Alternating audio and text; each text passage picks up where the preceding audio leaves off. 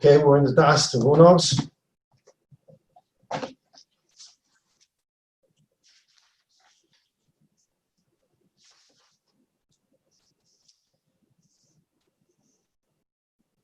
We're on page Nunches, in our Friedlander's print. We're still in paragraph 72 if you're using the English version. Ramchal explained to us yesterday that post Eitz Hadas Tov Ra, post that infection in every human body, the neshama, no matter how great it is, no matter how great the work it does on the guf during the 120 years while it's in the guf in this world, it can never completely perfect the imperfect guf because there's an infection there that is not possible to fix completely while the guf is in this world. Therefore, the guf goes after 120 years to decompose. The infection leaves into the ground from dust to dust. And then the neshama goes to the Olam HaNeshamas. It recharges, it rejuvenates there. At Chiyas HaMesim, a body is resurrected that doesn't have the infection in it. This rejuvenated, powerful 100-watt neshama goes into that guf that's uninfected. Boom. And now you have the neshama and the guf. The neshama now can complete the job that it couldn't complete in round one in Olam Hazeh, and it perfects the guf to the level that it can perfect it based upon the amount of Torah and Ma'asim Tovim that the guf and the neshama did together in this world. And people will get to different places in Olam Haba based on that, the work of Olam Hazeh. But post the chet of the Eitz Hadas Tov Ra, the Ribbono Shel Olam couldn't let the neshama go straight into the guf, because a neshama at 100 watts would enter the guf, boom, and would just perfect it in an instant, the Ramchal explained to us. And then we would have no system as we know it, the perfectly imperfect world, which we perfect, so that we can get to Olam Haba, and that we don't get Olam Haba as free lollipops, but we earned it. That system would not be possible if the neshama at its full wattage entered the guf. Boom, the guf is now perfect. No choices were made, no challenges were overcome, and that's it. So there wouldn't be this world of schar v'onesh, this world of hatova, where God can do the ultimate good for mankind by giving them olam haba that they earn. So therefore, what does the Ribbono Shel Olam do? He says, the Ramchal teaches us, using the same mashal as God when he spoke to the moon on the fourth day of creation. The moon complained, and Shnei Malach Mishtamshim B'Keser Echad, the sun and I cannot have one crown. You can't two bosses can't have one crown. So Ribbono Shel Olam said, L'chiyum Yatiyas Atzmi. Okay, moon, you're going to be a smaller light than the sun, and that's the way it's going to be. You're going to get small, big, small, big, small, big, and the sun will be consistently big. La'asid lavo, the pasuk tells us that the moon will be like this, will be 7 times greater in light. The moon will take on the light that is now the sun, and the sun will become even greater. Meaning that that is not only true for the sun and the moon, it is also a mashal for the human being. The Ribbono Shel Olam says to the neshama, listen, you're 100 watts now, or 200 watts, whatever it is, you're 100 watts. If I send you right into this guf, you're going to do a bang, a boom, and you're going to perfect it. And then the whole process of schar v'onesh, or bechira, will not work.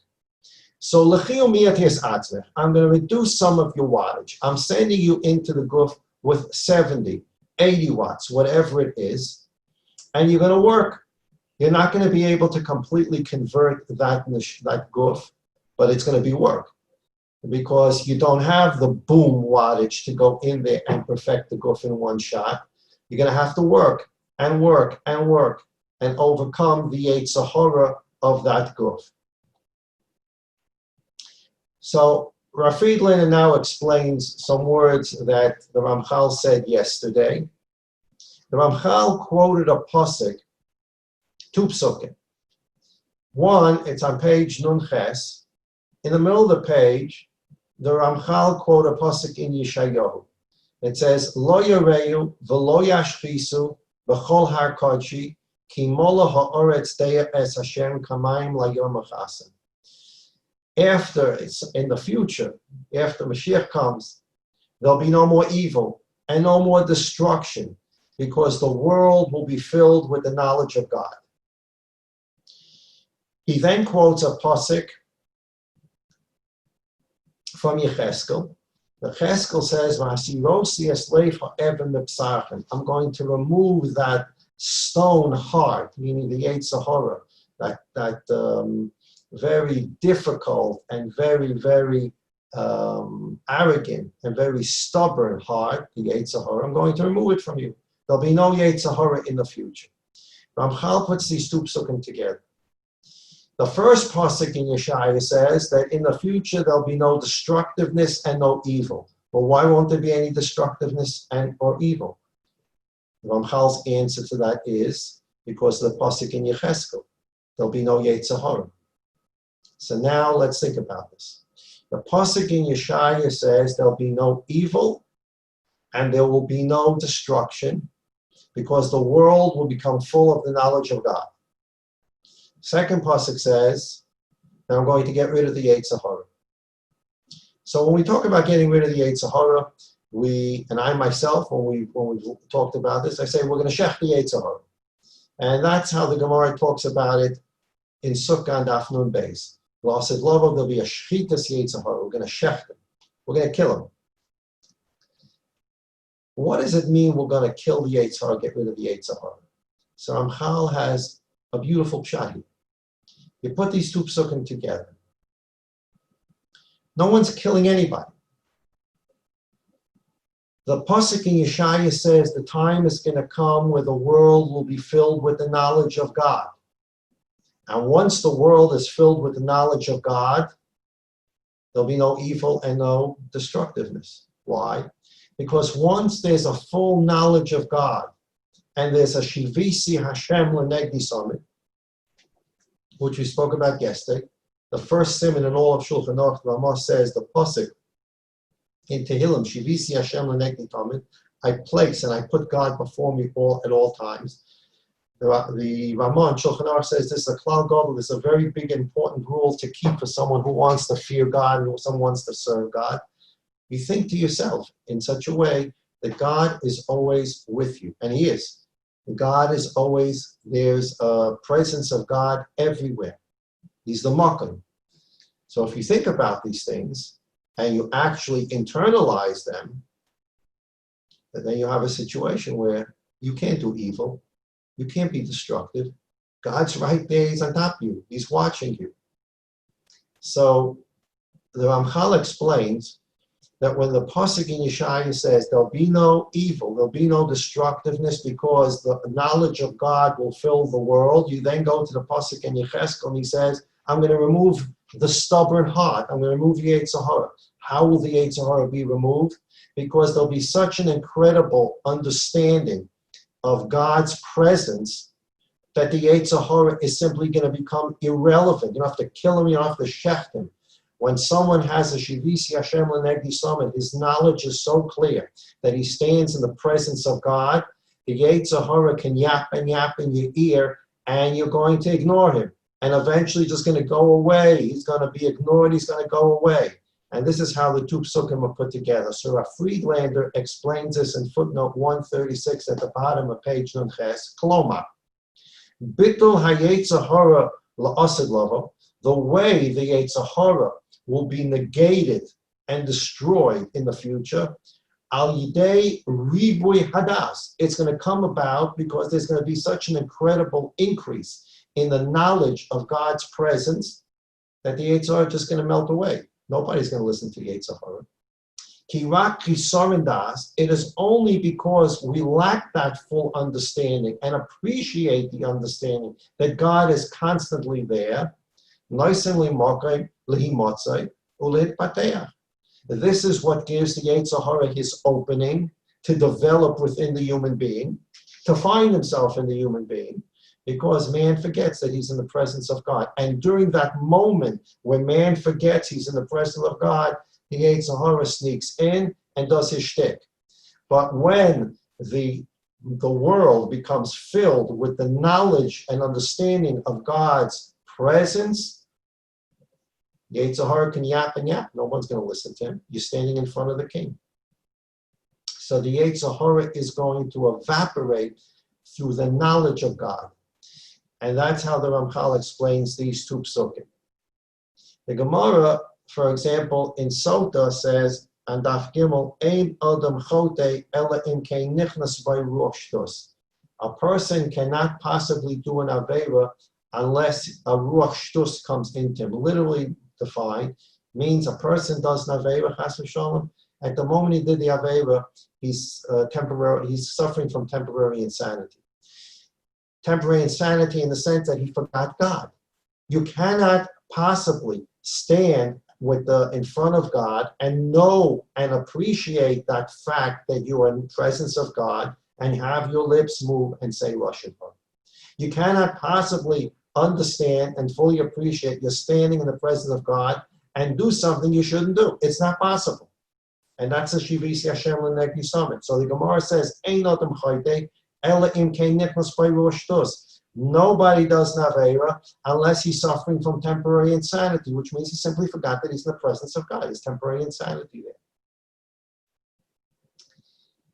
This is one of the reasons when we come to Yom Kippur, Ha'ba'aleinu L'Taiva, Yom Kippur we say the Al Chetz, and we say the Al Chet Shechatanu L'Fanecha. We say Al Chet Shechatanu L'Fanecha B'Lashon Hara. Every Al Chet we say Al Chet Shechatanu L'Fanecha. Now really the word L'Fanecha appears to be superfluous. You can simply say Al Chet Shechatanu B'Lashon Hara. I confess over the sin of Lashon Hara. Al Chet Shechatanu B'Zilzul Hayrim Umayrim.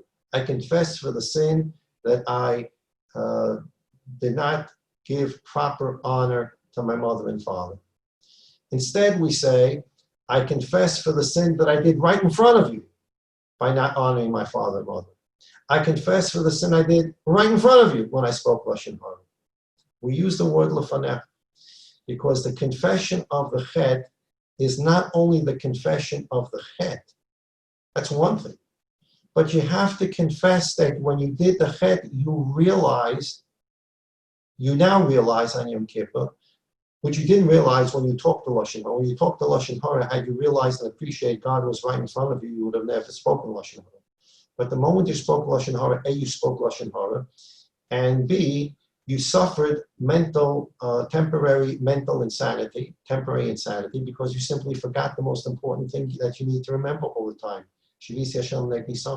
So in the confession, we say, not only did I speak Lashon Hara, but I wanted to confess now that I spoke the Lashon Hara right in your presence, and I forgot that I was in your presence when I spoke the Lashon Hara. And now I want to confess to you that the Lashon Hara was in fact in your presence. So the sin is not only the sin is a sin, but the only way I committed it because I forgot that I was always in your presence, which is a whole separate issue of forgetting that one is in God's presence. Okay, we'll read a few lines at the bottom of Nun Ches of the Ramchal. We actually were up to Naf Nun Tes.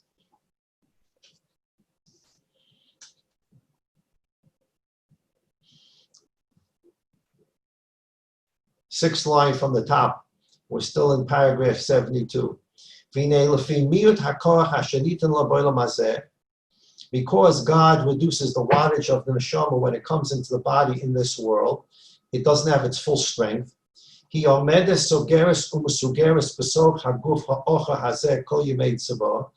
neshama is locked in, it's imprisoned inside that dense, dark body for the entire lifetime.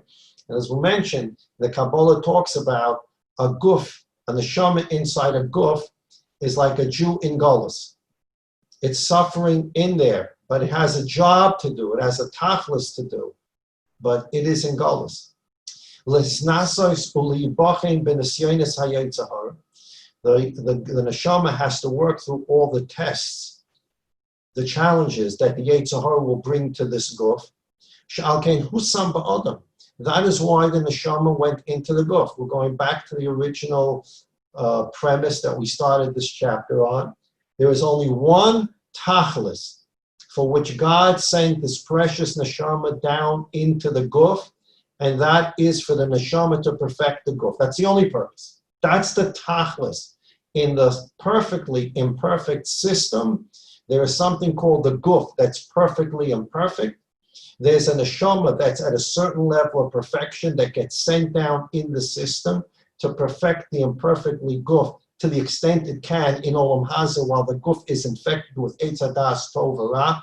And the tools that God gave the neshama to perfect the perfectly imperfect guf are the Torah mitzvahs. The only tachlis of the neshama to come into the guf is to join the Rabboni Shalom in perfecting this imperfect world, starting with yourself. Uchamayim Ramzal, and as the Zohar tells us, Lo nivra Yetzer Hara elo nasis boy es b'nei adam. The Yetzer Hara was only created to test people. We'll come back to that in a moment. Ulefi kishron maseha, and according to the accomplishments of the neshama, what it does in the 120 years in the guf in this world, kach zochel la'atzmit ilu. The neshama itself will become bigger because it has a job to do. To the extent it does its job, the neshama itself becomes a bigger, greater neshama of light. L's'alos mimadrega l'madrega, the neshama can go up different levels. And when pension time comes, and the guf and the neshama have to get back together to go to Olam Haba. Remember, life is made up of two phases: the working day, hayoim, and mocha. The Gemara calls it. Mocha is l'kabel schorim. Today is the work day. Tomorrow is going to be the day to get your pay. Then the neshama is going to find all its ma'asim tovim and its Torah with it, and with that it will enter the guf. And then the neshama and the guf can rise up to a level it couldn't rise up in this world because of that infection.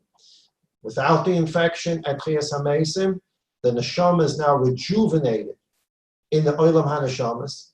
And now all the Torah and the mitzvahs that were accomplished in the 120 years in this world now brighten up and come to full power in that neshama that goes into the guf.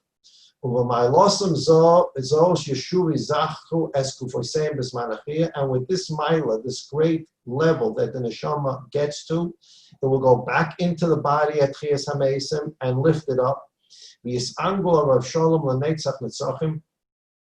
the neshama and the guf now together will take the pleasure, quote unquote, whatever that means, for eternity, whatever that means,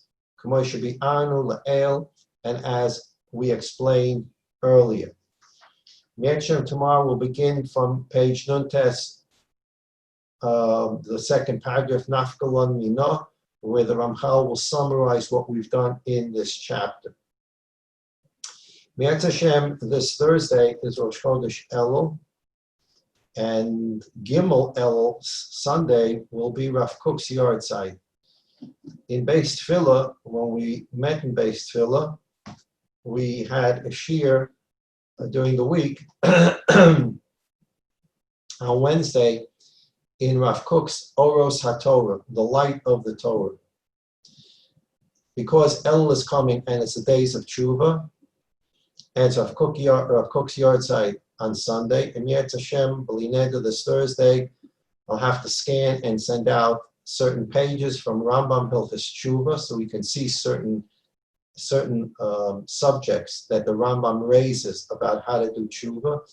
Tshuva is more complicated than people think. I say this every year. The Rambam wrote 10 prokim, 10 chapters in his halacha sefer about how to do tshuva. Some of them deal with bechira. Many of them deal with tshuva. So we're going to pick out some Rambams B'chodesh Elul to learn about tshuva.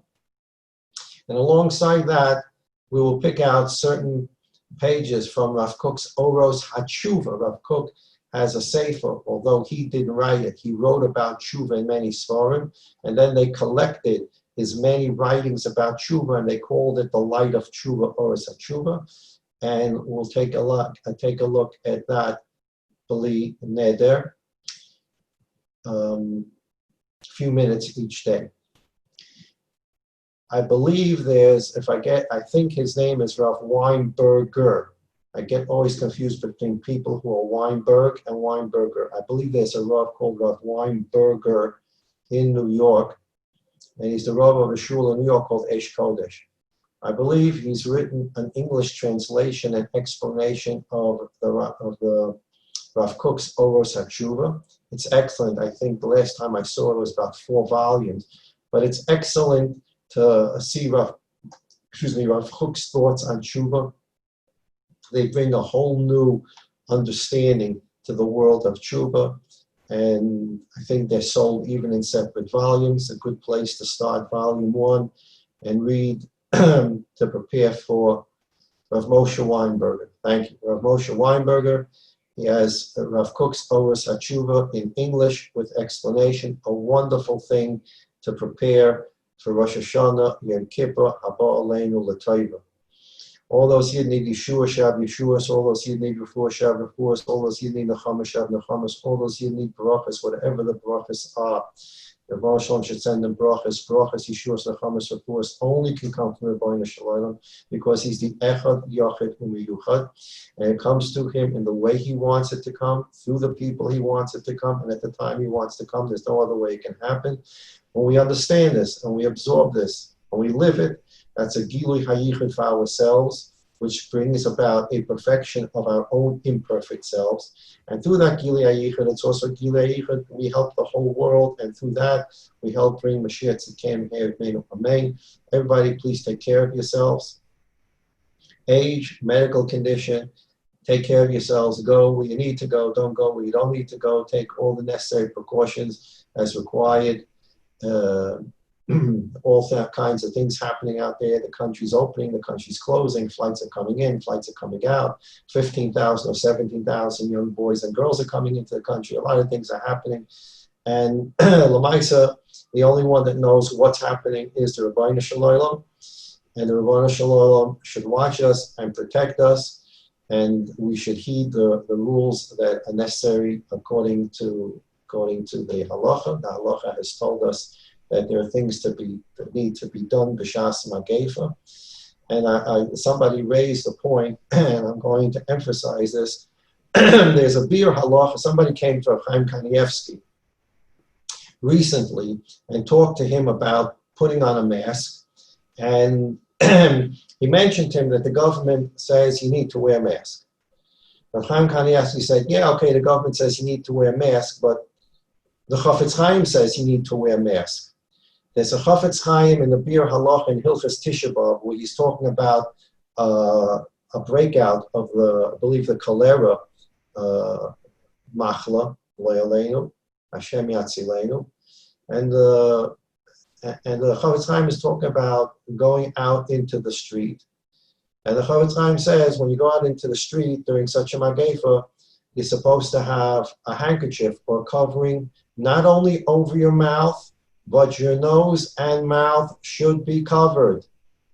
Okay. So Reb Chaim said, the government says, okay, but we also have to listen to the Chafetz Chaim. And our Gedolim today have told us what we need to do. We're listening to the Gedolim. Everybody stay healthy. Everybody stay well. It's Rosh Chodesh Elul this week.